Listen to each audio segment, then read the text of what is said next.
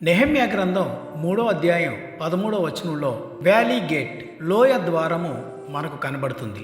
నెహెమ్యా రాత్రివేళ లోయ గుమ్మం గుండా వెళ్ళి గోడలను పరిశీలించాడు. హానూను మరియు ఇతర వ్యక్తులు ఈ గుమ్మాన్ని పునర్నిర్మించారు.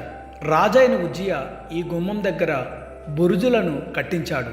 2వ దినవృత్తాంతాలు 26వ అధ్యాయం 9వ వచనం. దీని ఆత్మీయ అర్థం గురించి ఈరోజు మనం తెలుసుకుందాం.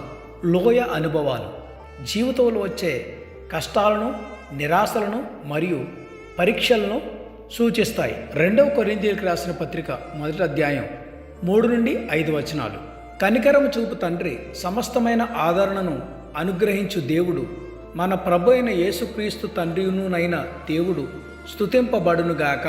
దేవుడు మమ్మను ఏ ఆదరణతో ఆదరించుచున్నాడో ఆ ఆదరణతో ఎట్టి శ్రమలలో ఉన్నవారినైనను ఆదరించుటకు శక్తి గలవారమగునట్లు ఆయన మా శ్రమ అంతట్లో మమ్మను ఆదరించుచున్నాడు. క్రీస్తు యొక్క శ్రమలు మా యందు ఎలాగూ విస్తరించుచున్నవో అలాగే క్రీస్తు ద్వారా ఆదరణయు మాకు విస్తరించుచున్నది.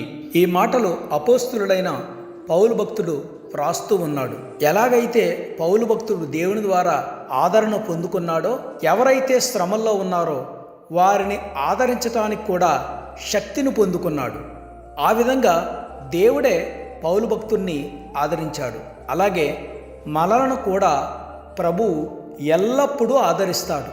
ఎన్ని శ్రమలు ఉన్నాయో అంతకంటే ఆదరణ ప్రభు మనకు అనుగ్రహిస్తాడు. 23వ కీర్తన 4వ వచనంలో, గాఢాంధకారపు లోయలో నేను సంచరించినను ఏ అపాయమునకు భయపడను, నీవు నాకు తోడయుందువు, నీ దుడ్డుకర్రయు నీ దండమును నన్ను ఆదరించును. ఇక్కడ దావీదు భక్తుడు చెప్తూ, గాఢాంధకారపు లోయ అంటే శ్రమల లోయ, కష్టాల లోయ, నిందల లోయ, అవమానాల లోయ, రోగమనే లోయ, బాధలనే లోయ, నిరాశ అనే లోయ, ఇవన్నీ తన జీవితంలో ఎదురైనా కానీ భయపడనని చెప్తా ఉన్నాడు. ఎందుకంటే అటువంటి పరిస్థితుల్లో దేవుడు చెయ్యి విడవకుండా ఆయనే ఆదరిస్తాడు అని దావీదు గారు సాక్ష్యమిస్తూ ఉన్నారు. యెషయా గ్రంథం 66వ అధ్యాయం 13వ వచనంలో, ఒకని తల్లి వారిని ఆదరించినట్లు నేను మిమ్మును ఆదరించెదను, యెరూషలేములోనే మీరు ఆదరింపబడదరు అని ప్రభువు ఇక్కడ చెప్తా ఉన్నాడు. తల్లి ఏ విధంగా ఆదరిస్తుందో అలాగే మనలను కూడా ఆదరించేవాడు మన ప్రభువే.